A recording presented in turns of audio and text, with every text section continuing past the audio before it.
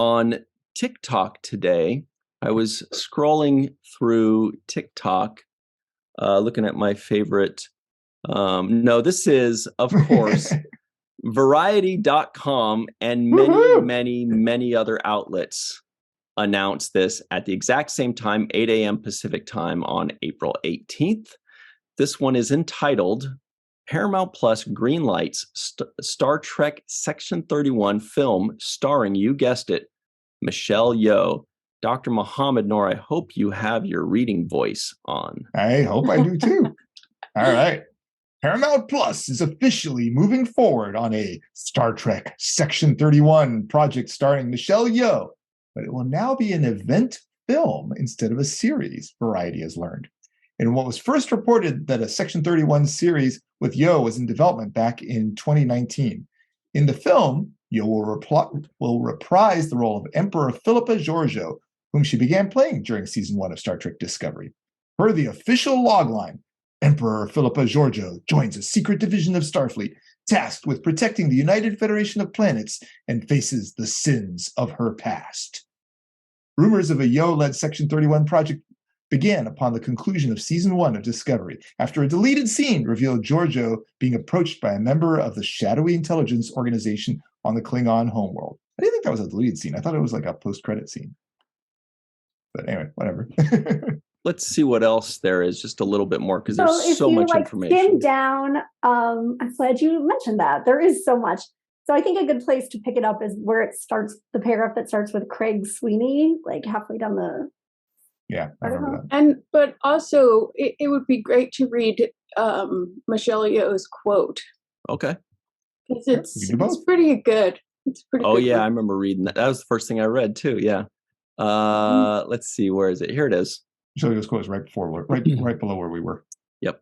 Here comes Dr. Mohammed Noor. Thank you, sir. Right. No problem. So this is the quote. I'm beyond thrilled to return to my Star Trek family and to the role I've loved for so long, said Yeoh. Section 31 has been near and dear to my heart since I began the journey of playing Philippa all the way back when this new golden age of Star Trek launched. To see her finally get her moment is a dream come true in a year that's shown me the incredible power of never giving up on your dreams. We can't wait to share what's in store for you. And until then, live long and prosper, unless Emperor Georgiou decrees otherwise. Ooh. Love that ending. Yeah.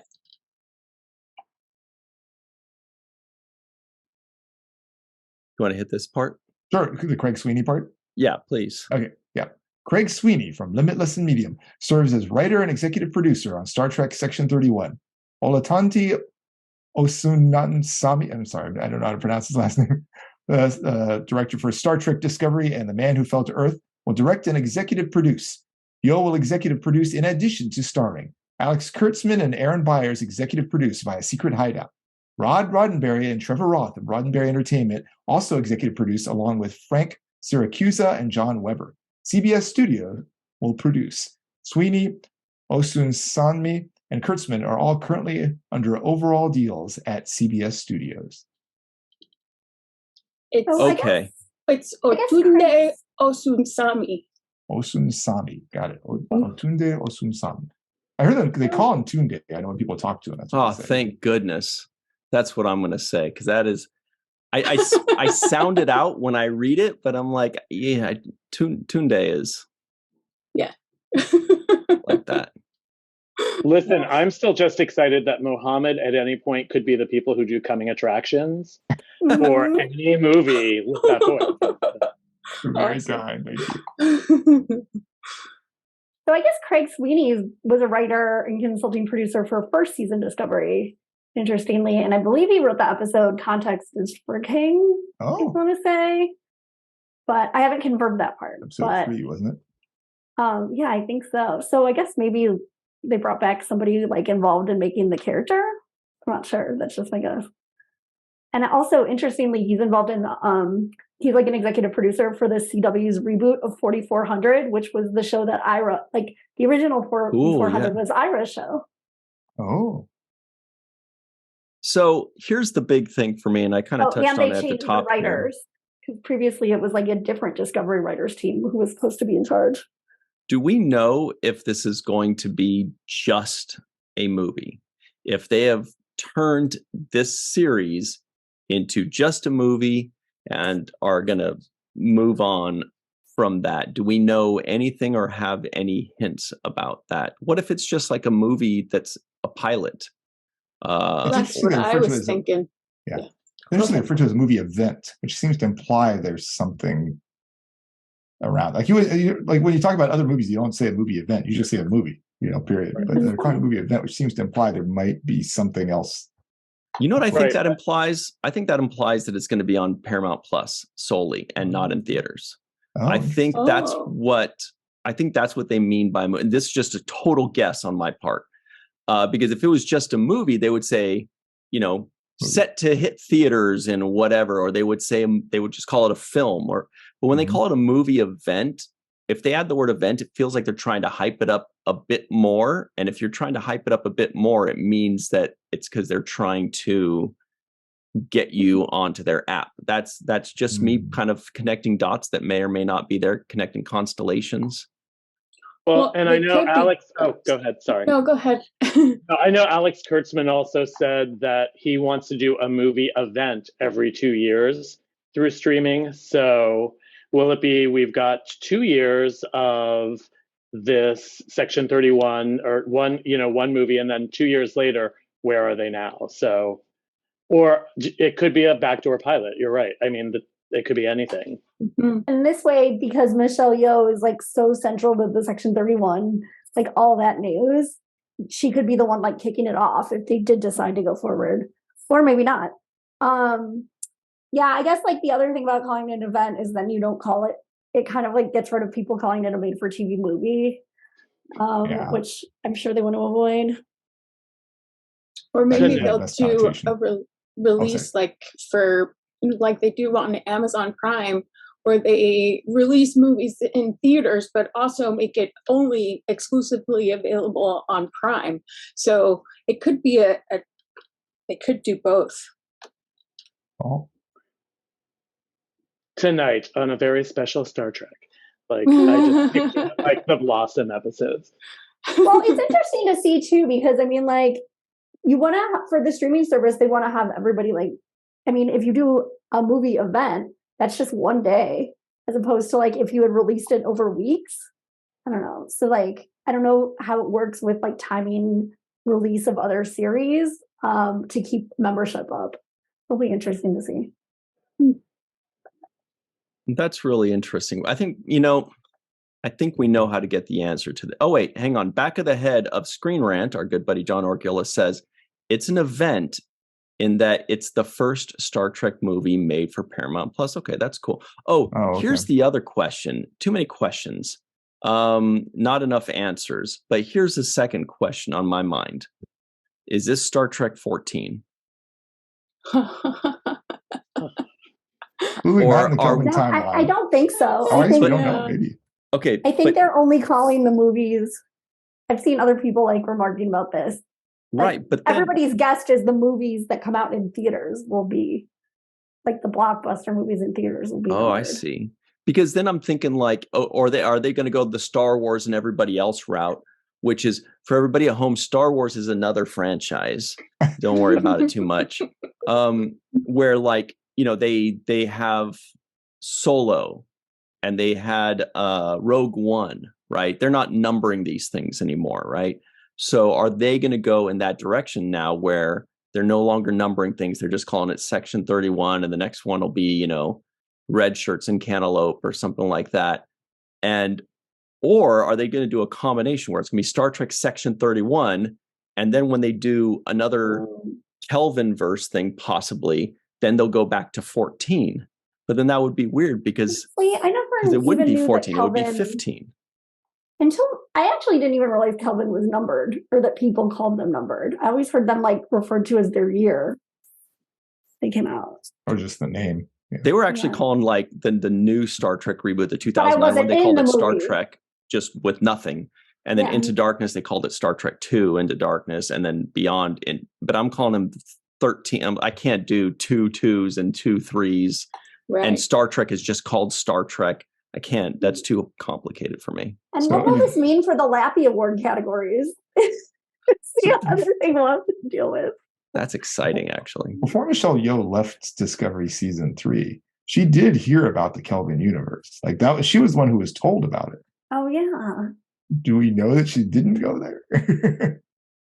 Oh, I just want Mary Chieffo back somehow. Oh. I mean, maybe there's a version of her over there that looks the same. I mean, True. No, food for thought. What do you think, John? Are they going to number these? What are you hearing?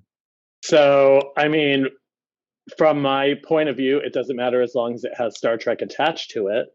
So it could be Star Trek 5000, and I'll, hopefully still be kicking for that. But to me, sometimes, I mean, the politics of Paramount Plus, right, this is Paramount Plus, which is very different than the movie world. So, and again, I agree. I think this could be we're in between shows. Here comes a movie to keep that viewership up and all of that. But, my big hope is that number, regardless of any number or anything, that they're going to be like, this was so successful that how do we get the next one faster than 2 years? Do you want to go into the kind of like sister article about the every 2 year? Yes, that came up already. We've got a poll in the live chat, everybody. Are they going to stop numbering movies? This is important. For those of us that make Star Trek Facebook groups, we need to know what's going on with these numbers and titles. So the options are yes, there will be no more numbers, or no, this will be Star Trek 14.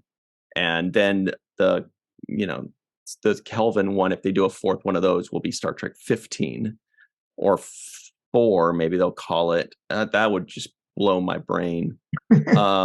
Or the third option is a combination in which this is section 31, but then the next Kelvin movie would still be 14. Like it'll just be kind of like a non-counted movie. And so they're going to have kind of like how Star Wars had episodes 1 through 9, but they also have like Solo and Rogue One in there.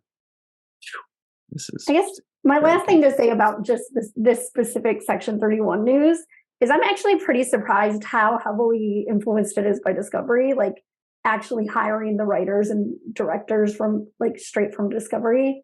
I thought it would have been a little bit more separate. So I mean, that's pretty big. I'm excited about that. Yeah, but I think when you have a player like Michelle Yeoh is now, and how she said she's thrilled to be coming back, I mean, you never know what somebody has the cachet and the power to say, like, listen, I want to do this, but only if these people that I've worked with before are coming back to this. Mm-hmm. Totally. I was wondering the same thing. If she requested specifics. Or maybe they anticipated. They just figured she's more likely to say yes if it is the same people they know she liked. Like, tell Amory John Lutton will be on the main viewer, then she'll come. Are we talking about specifics for the writers and producers or cast? Yeah. No, because we can also have Ash Tyler. We can have Laurel, of course, coming back. Who else can we have that's, who we could have? We could have Prime Universe Lorca. Oh, now I'm listening. Oh, yeah. As Amory squeals with delight. And exactly when it is, if it's a little bit earlier, it can bring back like Admiral Cornwell. Yeah, that's what I was thinking too. But do we know? Have they said when it's going to? Okay. But that's true. Cornwell. But yeah, we could definitely have Prime Universe. Season 1 Discovery makes me think it's going to go back to that time. Yeah. And anybody from Strange New Worlds, the whole cast of Strange New Worlds would be available. Mm-hmm. True. Yeah, I guess I'm just assuming that it's going to be in the time of Discovery season 1 and 2. That's just what I'm assuming. I feel like that's the right fit because that's where they kind of left it off. Oh, then they can bring back the Doctor from Strange New Worlds. I mean, sorry, not the Doctor, the engineer. Bruce Horak. Oh yeah, the Enar. What was Hemmer? Hemmer. That's guy. We should bring him back. When she went through the gate that leaves the whole universe, a timeline open to possibilities. Mm-hmm. So everybody's dying to know the answer to the poll. 2% of you said, no, this is going to be Star Trek 14, bro. Book it. 1 person. 47% of you, the lucky Star Trek number, said it's going to be a combination. And, like, this is just going to be its own thing, but then the next Star Trek movie is going to pick right back up at 14 or whatever number that is. And 50% of you said, yes, we're done with numbers. That's it. It's too complicated. It's too much. It's so 1984. Let's just move on with our lives. Which was a long poll answer.